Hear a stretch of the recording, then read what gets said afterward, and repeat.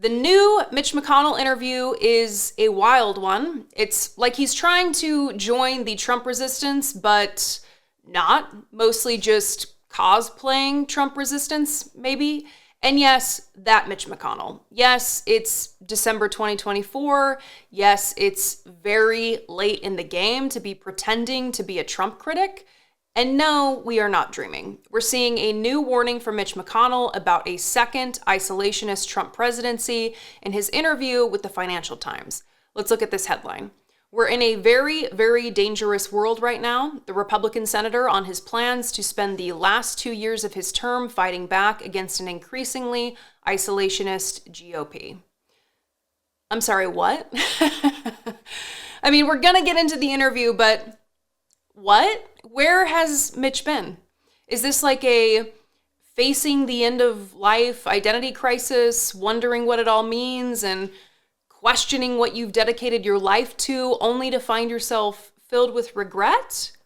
Or, I mean, this is the same Mitch McConnell who once blamed Donald Trump for the quote-unquote disgraceful January 6th attack on the Capitol, who called Trump stupid as well as being ill-tempered, a quote despicable human being, and a narcissist.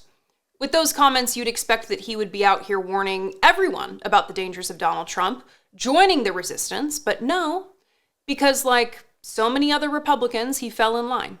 He refused to vote to convict Donald Trump in his impeachment trial, and he, of course, endorsed Donald Trump in the 2024 election, despite the fact that the two hadn't been speaking. They haven't spoken since 2020 when Mitch McConnell said that Joe Biden won the election. Ill-tempered indeed. So after a lifetime of bending over backwards to ensure Republicans gain more power and control over our government, Mitch McConnell has the audacity to come out here warning of the dangers of Trump. Let's read a few passages here from the Financial Times article. Quote, with Trump preparing to return to the White House next month, the veteran lawmaker issues a warning from America's past. Quote, we're in a very, very dangerous world right now, reminiscent of before World War II, he says. Even the slogan is the same, America First. That was what they said in the 30s. McConnell has been a Kentucky senator since 1985. Having committed to serving the final 2 years of his term, he intends to spend the time pushing back against the increasingly isolationist elements of today's GOP. Quote, the cost of deterrence is considerably less than the cost of war, he says, reeling off the figures to prove it. In the Second World War, the U.S. spent 37% of GDP on the fight. Last year, that figure was about 2.7%. His words are targeted directly at Trump and Vice President-elect J.D. Vance, who have argued that the U.S. should not be spending any more money on Ukraine. And let's pause here because this ties back to my original point, which is Mitch McConnell knew Donald Trump's views before endorsing him. And by the way, voting for him, as this article confirms. But he wants to come out now with his concerns after playing a key role in propping Donald Trump up and ensuring that he won the election so he can do the things that Mitch claims he doesn't think he should do. And let's not give Mitch too much credit. Not that we're, giving him any credit, because look at this line, quote, Trump has also said that enemies within the U.S. are more dangerous than Russia and China. Quote, I don't agree with that, says Mitch McConnell. Oh boy, what a forceful rebuke. You can really feel that fiery dissent. He's really going all in on Trump and Trumpism, you guys. Can you feel it? Can you feel the heat? And then, of course, there's this. Quote, today, Mitch McConnell acknowledged for the first time that he voted for Trump last month, although he can't bring himself to mention his name. Quote, I supported the ticket, he says. Asked if he wishes he had done more to prevent Trump from becoming president again, McConnell says, quote, the election's over and we're moving on. Sure. What a cop-out.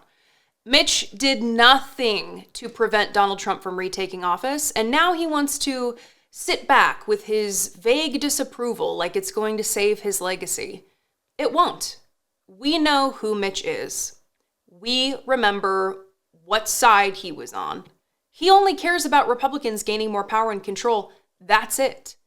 If he was serious about being a check on Donald Trump, he would have done it before today. And something else to consider here is that Mitch McConnell is a childhood polio survivor. He helped elect Donald Trump, who has nominated an anti-vaccine activist to be Secretary of Health and Human Services, RFK Jr. Is Mitch concerned about that? Concerned at all about the impact on childhood vaccination rates with an anti-vaxxer at the helm? I think we have two options here when it comes to this interview. We view this as a weak attempt at McConnell trying to repair his image, knowing that he's at the end of his career and close to the end of his life. Or we view this as a simple display of personal animus toward Donald Trump, because interspersed with the weak criticism for Trump is Mitch beaming with pride over his role in helping to radically shift the makeup of the Supreme Court. How different from Trump is he really?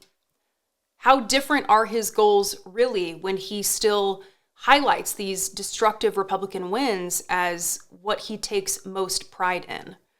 I think not different at all. I'd love to know what you think about this and would invite you to tell me in the comments below. Well, I wrote a book after a long journey and a ton of work. I am really thrilled with how it turned out, and I hope you'll read it. The book is called The Echo Machine, and in a nutshell, it looks at how American politics got so broken, who has already figured out solutions, and how we can try to fix it and stop the terror of Trump for the next 4 years. With Trump winning this election, The Echo Machine couldn't be more relevant, not only a warning about how we got here, but also about what might be coming and how to prevent the worst outcomes. We've got to stay engaged. We need a plan, and that's what the book is about. There's a belief out there that unless you have corporate media behind you, you can't have a successful political book launch, that it's not possible. I think we can prove that wrong. Order The Echo Machine today at davidpakman.com/echo on Amazon, Barnes & Noble, Audible, Kindle, anywhere that books, ebooks, and audiobooks are sold. You can also call any local bookstore and say, please order me The Echo Machine by David Pakman. Wherever you get the book, you'll get the free pre-order perks, including the signed book plate. Head to davidpakman.com/free book stuff after ordering.